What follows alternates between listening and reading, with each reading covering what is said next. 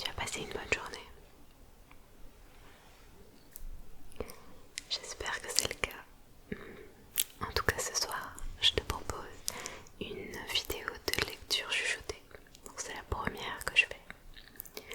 Et si ça te plaît, j'aimerais en faire bien d'autres derrière. Donc là, ce soir, j'ai choisi un livre que j'aime bien, que j'écoutais en fait. J'avais des cassettes audio quand j'étais petite et j'écoutais des histoires sur mon poste. Et celle-ci en faisait partie, donc c'était pas le livre entier, mais c'était l'histoire. Et voilà, j'espère que tu aimeras. Donc c'est L'île au trésor de Robert Louis Stevenson. Donc c'est une histoire de pirate. Je sais pas si tu connais déjà. Il y a eu l'adaptation de Disney, La planète au trésor, qui est inspirée de ça, en dehors des bateaux volants, des extraterrestres, tout ça. Mais voilà, donc j'espère que tu aimeras. Je vais séparer le livre en plusieurs parties. Je vais pas lire le livre en une seule fois, ça fera une vidéo bien trop longue. Donc je vais faire plusieurs vidéos et j'espère que je pourrai aussi faire d'autres livres un peu plus tard. Du coup je vais le lire par contre sur une liseuse parce que j'ai pas encore trop pris le temps de me renseigner par rapport aux droits d'auteur. Là c'est une version libre de droit que j'ai téléchargée sur le Wikisource et que j'ai mis donc sur la liseuse parce que c'était plus simple. Mais après je vais me renseigner parce que c'est quand même sympa d'avoir le livre au format papier pour entendre le son des pages qui tournent. Mais bon, ce soir, ce sera sur une liseuse. Donc L'île au trésor.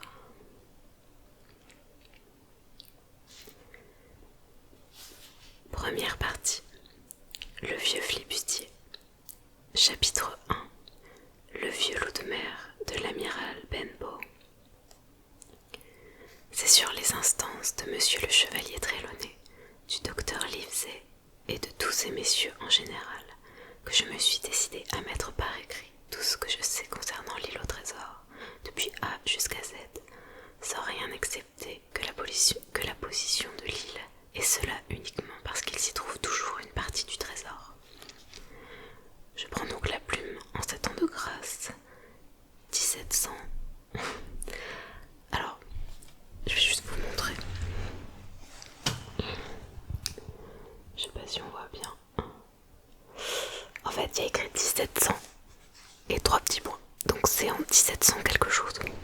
Et j'ai pas la date. C'est pas la première fois que je vois ça dans un livre. Et je sais pas trop pourquoi.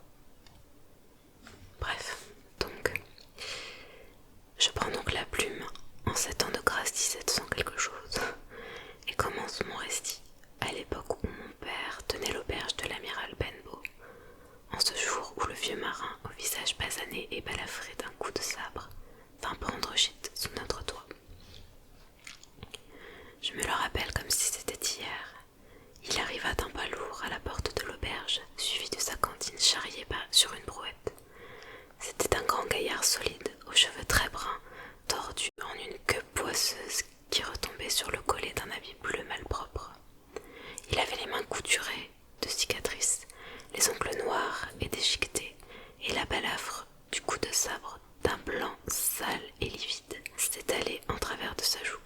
Tout en sifflotant, il parcourut la crique du regard, puis de sa vieille voix stridente et chevrotante qu'avaient rythmé et cassé les manœuvres du cabestan, il entonna cette antique rengaine de matelot qu'il devait nous chanter si souvent par la suite.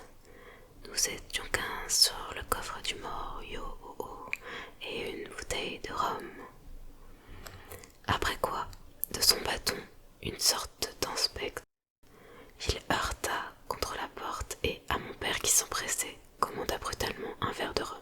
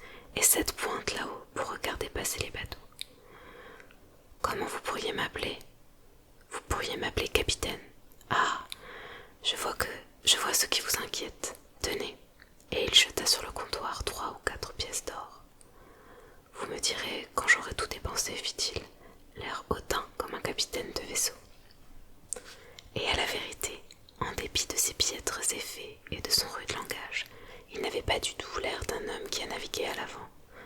On le prit plutôt pour un second ou pour un capitaine qui ne souffre pas la désobéissance. L'homme à la brouette nous raconta que la malle-poste l'avait déposé la veille au Royal George et qu'il s'était informé des auberges qu'on trouvait le long de la côte. On lui avait dit du bien de la nôtre, je suppose, et pour son isolement, il l'avait choisi comme gîte. Et ce fut là tout ce que nous apprîmes de notre hôte. Il était ordinairement très taciturne. Tout le jour, il rôdait alentour de la baie ou sur les falaises muni d'une lunette d'approche en cuivre. Toute la soirée, il restait dans un coin de la salle auprès du feu, à boire des grogs au rhum très fort. La plupart du temps, il ne répondait pas quand on s'adressait à lui, mais vous regardait brusquement d'un air féroce, en soufflant par le nez, telle une corne d'alarme. Ainsi, tout comme ceux qui fréquentaient notre maison, nous apprîmes vite à le laisser tranquille. Chaque jour, quand il rentrait de sa promenade, il s'informait s'il était passé des gens de mer quelconques sur la route. Au début, nous crûmes qu'il nous posait cette question parce que la société de ses pareils lui manquait, mais à la longue, nous nous aperçûmes qu'il préférait les éviter. Quand un marin s'arrêtait à l'amiral Benbow, comme faisaient parfois ceux qui gagnaient Bristol par la route de la côte, il l'examinait à travers le rideau de la porte avant de pénétrer dans la salle, et tant que le marin était là, il ne manquait jamais de rester muet comme une carpe. Mais pour moi, il n'y avait pas de mystère dans cette conduite, car je participais en quelque sorte à ses craintes. Un jour, me prenant à part, il promit une pièce de 6 sous à chaque premier de mois, si je voulais veiller au grain et le prévenir dès l'instant où paraîtrait un homme de mer à une jambe. Le plus souvent, lorsque venait le premier du mois et que je réclamais mon salaire au capitaine, il se contentait de souffler par le nez et de me foudroyer du regard, mais la semaine n'était pas écoulée qu'il se ravisait et me remettait ponctuellement mes 10 sous, en me réitérant l'ordre de veiller à l'homme de mer à une jambe. Si ce personnage hantait mes songes, il était inutile de le dire. Par les nuits de tempête, où le vent secouait la maison par les 4 coins, tandis que le ressac mugissait dans la crique et contre les falaises, il m'apparaissait sous 1000 formes diverses et avec 1000 physionomies diaboliques. Tantôt la jambe lui manquait depuis le genou, tantôt dès la hanche. D'autres fois c'était un monstre qui n'avait jamais possédé qu'une seule jambe située au milieu de son corps. Le pire de mes cauchemars était de le voir s'élancer par bonds et me poursuivre à travers champs. Et somme toute, ces abominables imaginations me faisaient payer bien cher mes 10 sous mensuels. Mais en dépit de la terreur que m'inspirait l'homme de mer à une jambe, j'avais beaucoup moins peur du capitaine en personne que tous les autres que lui connaissaient. À certains soirs, il buvait du grog beaucoup plus qu'il n'en pouvait supporter, et ces jours-là, il s'attardait parfois à chanter ces sinistres et farouches vieilles complaintes de matelots, sans souci de personne. Mais d'autres fois, il commandait une tournée générale et obligeait l'assistance intimidée à ouïr des récits et à reprendre en chœur ses refrains. Souvent, j'ai entendu la maison retentir du « oh oh oh » et une bouteille de rhum, alors que tous ses voisins l'accompagnaient, à qui mieux pourrait éviter ses observations. Car c'était durant ces accès l'homme le plus tyrannique du monde. Il claquait de la main sur la table pour exiger le silence. Il se mettait en fureur à cause d'une question, voire même si l'on n'en posait point, car il jugeait par là que l'on ne suivait pas son récit. Et il n'admettait point que personne quittât l'auberge avant que lui-même, ivre-mort, se fût traîné jusqu'à son lit. Ce qui effrayait surtout le monde, c'étaient ces histoires épouvantables où il n'était question que d'hommes pendus ou jetés à l'eau, de tempêtes en mer et des îles de la Tortue, et d'affreux exploits au pays de l'Amérique espagnole. De son propre aveu, il devait avoir vécu parmi les pires sacripants auxquels Dieu permit jamais de naviguer. Et le langage qu'il employait dans son récit scandalisait nos braves paysans presque à l'égal des forfaits qu'il narrait. Mon père ne cessait de dire qu'il causerait la ruine de l'auberge, car les gens refuseraient bientôt de venir s'y faire tyranniser et humilier, pour aller ensuite trembler dans leur lit. Mais je croirais plus volontiers que son séjour nous était profitable.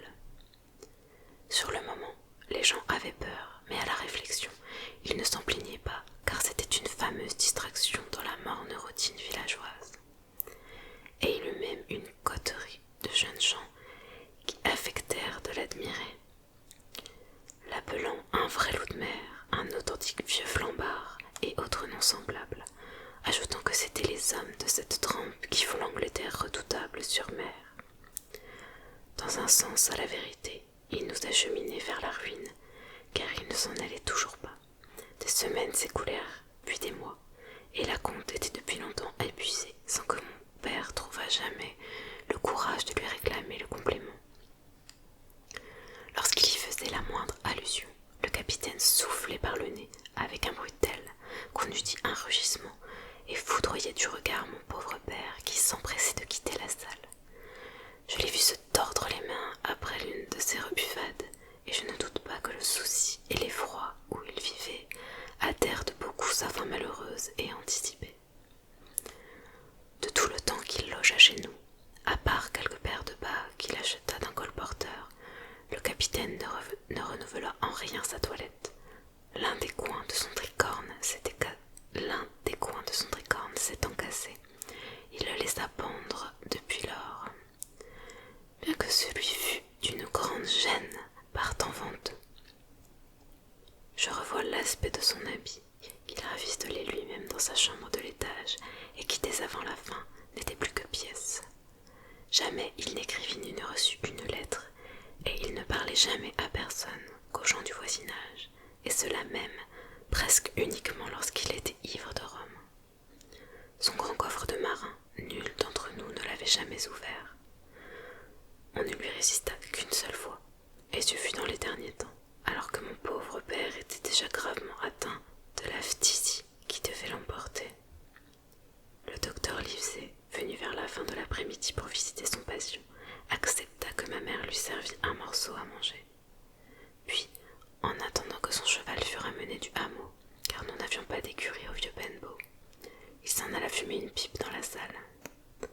Je l'y suivis, et je me rappelle encore le contraste frappant que faisait le docteur, bien mis et allègre, à la perruque poudrée à blanc, aux yeux noirs et vifs, au maintien distingué, avec les paysans rustaux, et surtout avec notre sale et blême épouvantail de pirate, avachi dans l'ivresse et les coudes sur la table. Soudain, il se mit, je parle du capitaine, à entonner son sempiternel refrain. Nous étions 15 sur le coffre du mort, yo, et une bouteille de rhum, la boisson, et le diable ont expédié les autres, wow, et une bouteille de rhum. Au début, j'avais cru que le coffre du mort était sa grande cantine de là-haut dans la chambre de devant, et cette imagination s'était amalgamée dans mes cauchemars avec celle de l'homme de mer à une jambe. Mais à cette époque, nous avions depuis longtemps cessé de faire aucune attention au refrain. Il n'était nouveau ce soir-là que pour le seul docteur Livesey, et je m'aperçus qu'il produisait sur lui un effet rien moins qu'agréable, car le docteur leva un instant les yeux avec une véritable irritation, avant de continuer à entretenir le vieux Taylor, le jardinier, d'un nouveau traitement pour ses rhumatismes. Cependant le capitaine s'excitait peu à peu à sa propre musique, et il finit par claquer de la main sur la table d'une manière que nous connaissions tous et qui exigeait le silence. Aussitôt, chacun se tut, sauf le docteur Livesey, qui poursuivit comme devant, d'une voix claire et courtoise, en tirant une forte bouffée de sa pipe, tous les 2 ou 3 mots. Le capitaine le dévisagea un instant avec courroux, fit claquer de nouveau sa main, puis le toisa d'un air farouche, et enfin lança avec un vil et grossier juron. « Silence là-bas dans l'entrepont. »« Est-ce à moi que ce discours s'adresse, monsieur ?» fit le docteur. Et quand le buis d'or lui eut déclaré, avec un nouveau juron, qu'il en était ainsi. « Je n'ai qu'une chose à vous dire, monsieur, » répliqua le docteur. « C'est que si vous continuez à boire du rhum de la sorte, le monde sera vite débarrassé d'un très ignoble gredin. » La fureur du vieux drôle fut terrible. Il se dressa d'un bond, tira un coutelas de marin qu'il ouvrit, et le balançant sur la main ouverte, s'apprêta à clouer au mur le docteur. Celui-ci ne broncha point. Il continua de lui parler comme précédemment, par-dessus l'épaule, et du même ton, un peu plus élevé peut-être, pour que toute la salle entendît, mais parfaitement calme et posé. Si vous ne remettez à l'instant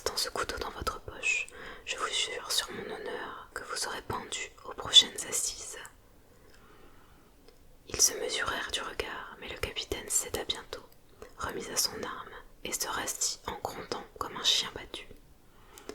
Et maintenant, monsieur, continua le docteur, sachant désormais qu'il y a un tel personnage dans ma circonscription, vous pouvez compter que j'aurai l'œil sur vous nuit et jour. Je ne suis pas seulement médecin, je suis aussi magistrat, et s'il m'arrive la moindre plainte contre vous, fût-ce pour un esclandre comme celui de ce soir, je prendrai les mesures efficaces pour vous faire arrêter et expulser du pays. Vous voilà prévenu. Peu après, on amenait à la porte le cheval du docteur Livesey, et celui-ci s'en alla.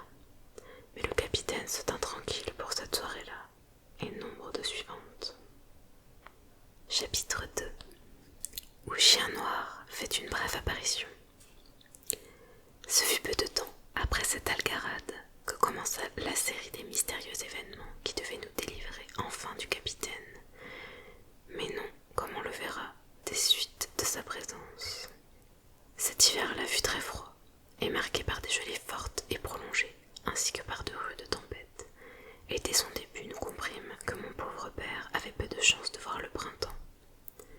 Il baissait chaque jour, et comme nous avions, ma mère et moi, tout le travail de l'auberge sur les bras, nous étions trop occupés pour accorder grande attention à notre fâcheux pensionnaire.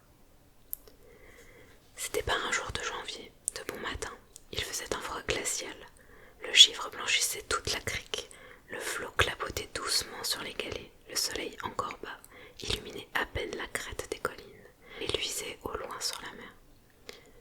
Le capitaine, levé plus tôt que de coutume, était parti sur la grève, son coutelas ballant sous les larges basques de son vieil habit bleu, sa lunette de cuivre sous le bras, son tricorne rejeté sur la nuque.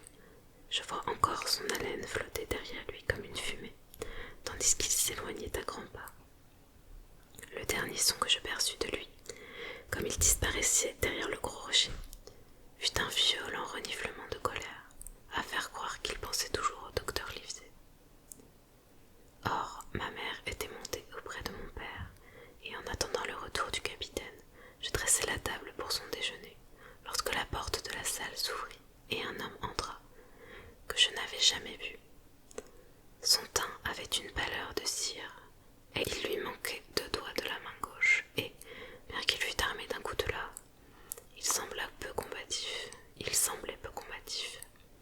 Je ne cessais de guetter les hommes de mer, à une jambe ou à 2, mais je me souviens que celui-là m'embarrassa.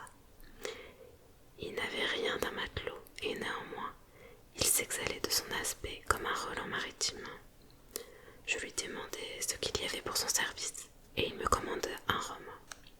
Je m'apprêtais à sortir de la salle pour l'aller chercher, lorsque mon client s'assit sur une table et me fit signe d'approcher. Je m'arrêtai sur place, ma serviette à la main. « Viens ici, fiston, reprit-il, plus près. » Je m'avançai d'un pas. « Est-ce que cette table est pour mon camarade Bill ?» interrogea-t-il en ébauchant un clin d'œil. Je lui répondis que je ne connaissais pas son camarade Bill et que la table était pour une personne qui logeait chez nous et que nous appelions le capitaine. « Au fait, dit-il, je ne vois pas pourquoi ton capitaine ne serait pas mon camarade Bill. Il a une balafre sur la joue, mon camarade Bill. Il a des manières tout à fait gracieuses, en particulier lorsqu'il a bu. Mettons pour voir que ton capitaine a une balafre sur la joue, et mettons, si tu le veux bien, que c'est sur la joue droite. Hein? Qu'est-ce que je te disais? Et maintenant, je répète, mon camarade Bill est-il dans la maison? » Je lui répondis qu'il était parti en promenade. « Par où, fiston? Par où est-il allé ?» Je désignai le rocher et affirmai que le capitaine ne tarderait sans doute pas à rentrer. Puis quand j'eus répondu à quelques autres questions, « Oh, dit-il, ça lui fera autant de plaisir que de boire un coup à mon camarade Bill. » Il prononça ces mots d'un air dénué de toute bienveillance. Mais après tout, ce n'était pas mon affaire, et d'ailleurs, je ne savais pas quel parti prendre. L'étranger demeurait posté tout contre la porte de l'auberge et surveillait le tournant comme un chat qui guette une souris. À un moment, je me hasardai sur la route, mais il me rappela aussitôt, et comme je n'obéissais pas assez vite à son gré, sa face tireuse prit une expression menaçante, et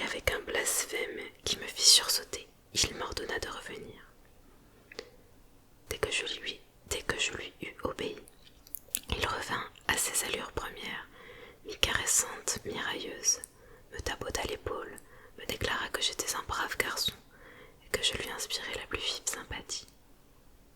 J'ai moi-même un fils, ajouta-t-il, qui te ressemble comme 2 gouttes d'eau, et il fait toute la joie de mon cœur. Mais le grand point pour les enfants est l'obéissance, fiston, l'obéissance. Or, si tu avais navigué avec Bill, tu n'aurais pas attendu que je te rappelle 2 fois. Certes non. Ce n'était pas l'habitude de Bill, ni de ceux qui naviguaient avec lui. Mais voilà, en vérité, mon camarade Bill, avec sa lunette d'approche sous le bras. Dieu le bénisse, ma foi. Tu vas te reculer avec moi dans la salle, fiston, et te mettre derrière la porte. Nous allons faire à Bill une petite surprise. Que Dieu le bénisse, je le répète. Ce disant, l'inconnu m'attira dans la salle et me plaça derrière lui dans un coin où la porte ouverte nous cachait tous les deux. J'étais fort ennuyé et inquiet, comme bien on pense.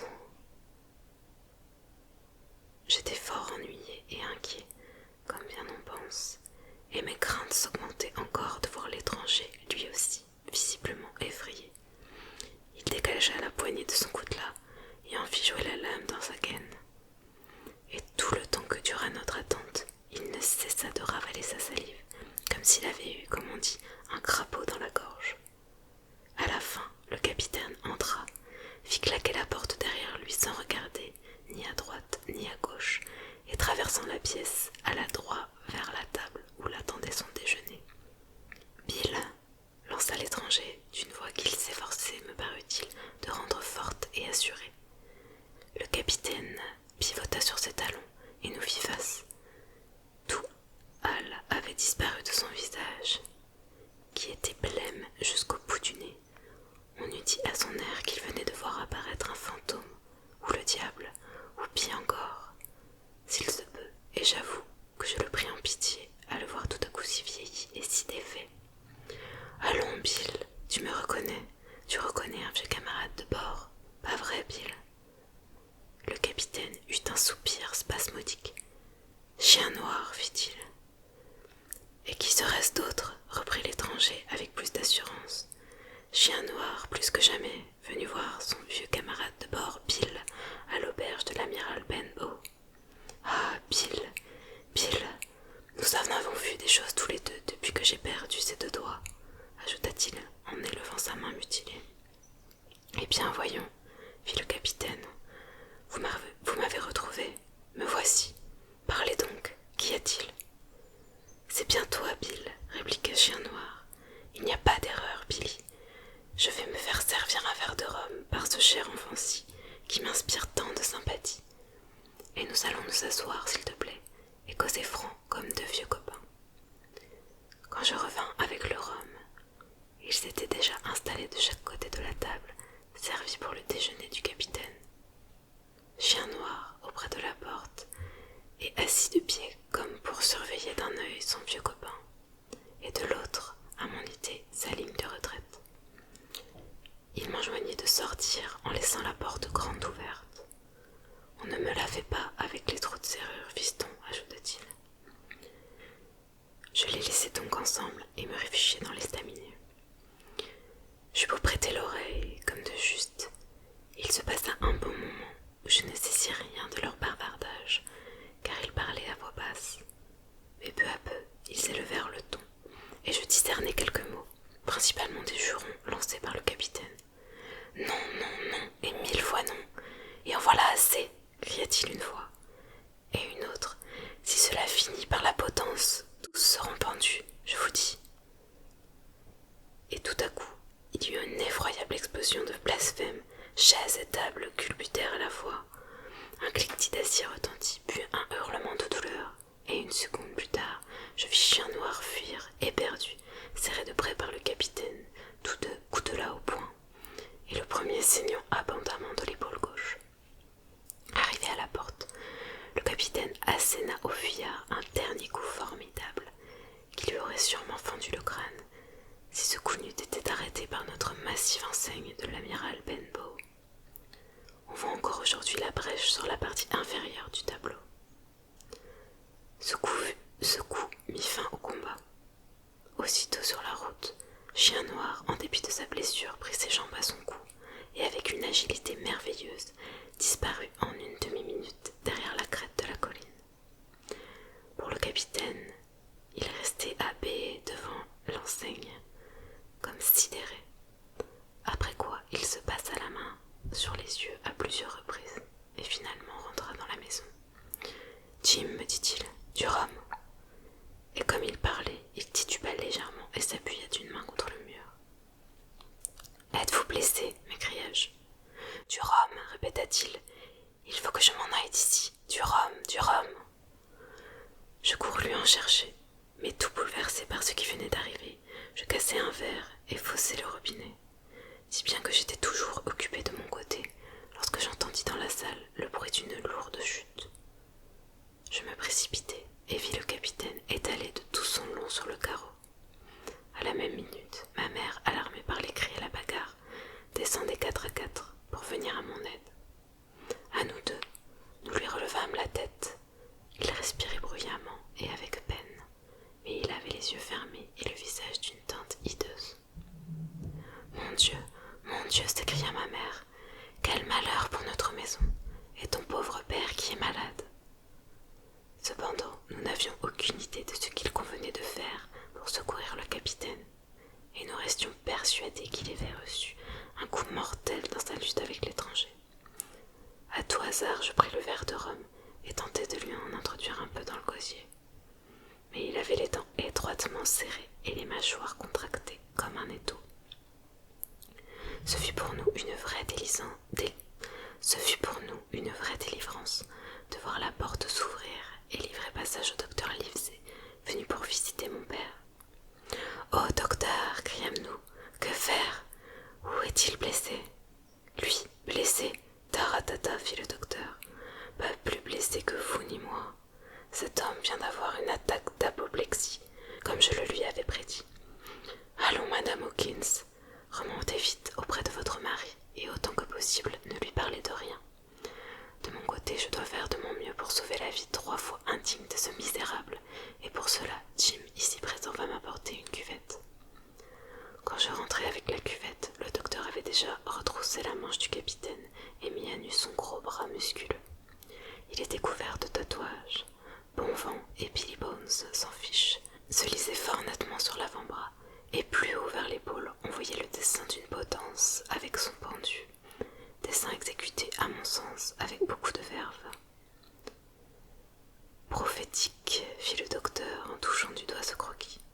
Et maintenant, maître Billy Jones, si c'est bien là votre nom, nous allons voir un peu la couleur de votre sang. Jim, avez-vous peur du sang ? Non, monsieur. Bien, alors tenez la cuvette. » Et là-dessus, il prit sa lancette et ouvrit la veine. Il fallut tirer beaucoup de sang au capitaine avant qu'il soulevât ses paupières et promena autour de lui un regard vague. D'abord, il fronça le sourcil en reconnaissant le médecin. Puis son regard s'arrêta sur moi et il sembla rassuré. Mais soudain, il changea de couleur et s'efforça de se lever en criant « Où est Chien Noir ?» Il n'y a de chien noir ici que dans votre imagination, répliqua le docteur. Vous avez bu du rhum, vous avez eu une attaque, tout comme je vous le prédisais.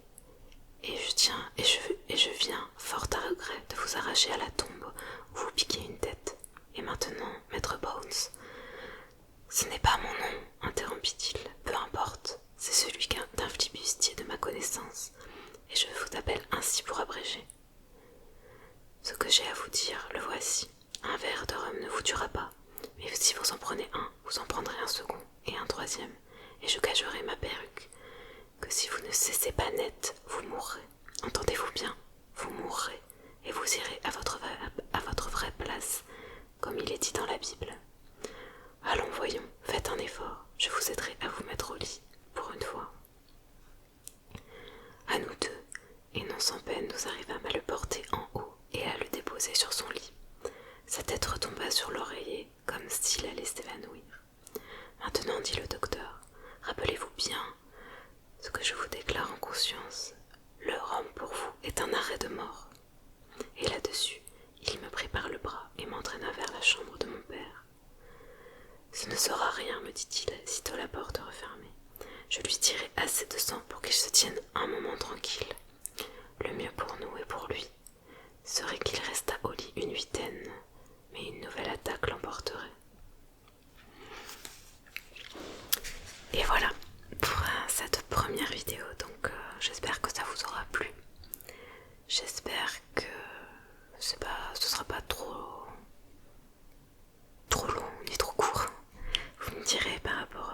la durée, ce que vous préférez, si vous préférez que je lise un peu plus. En tout cas, ça me fait très plaisir de vous lire cette histoire que je trouve très sympa à lire. C'est assez facile à lire. Donc en tout cas, merci beaucoup d'avoir regardé cette vidéo en entier.